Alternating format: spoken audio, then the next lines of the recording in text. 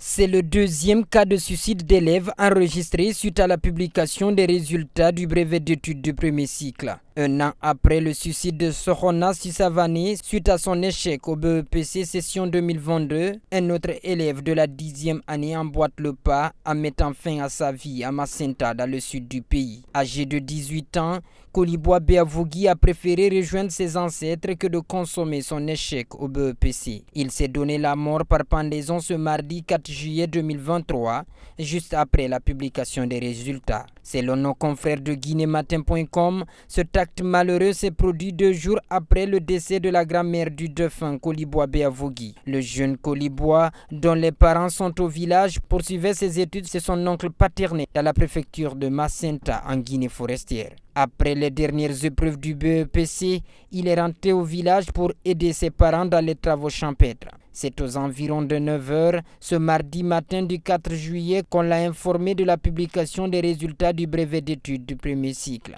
explique notre source. Poursuivant, ce membre de la famille du défunt raconte que le jeune Koliboa Beavougui est allé à l'école pour constater son échec. Malheureusement, il n'a pas trouvé son nom sur la liste des admis. Il est revenu à la maison en pleurant. Son papa le console vu que c'est la première fois qu'il échoue à un examen. Le jeune Koliboa se ressaisit mais cache ses intentions malgré les conseils de son père. Peu après, le jeune élève trompe la vigilance de sa famille. Il rentre dans sa chambre pour se pendre. Ayant constaté son absence, son oncle a demandé à son jeune frère de le chercher. Après plusieurs minutes de recherche, ils ont ouvert sa chambre pour découvrir la scène macabre. Le jeune Koliboa Beavougui pendu à la corde attaché au plafond. C'est ainsi qu'ils ont appelé les services de sécurité pour faire le constat. Après tout, la police a remis le corps à la famille mortière pour son inhumation.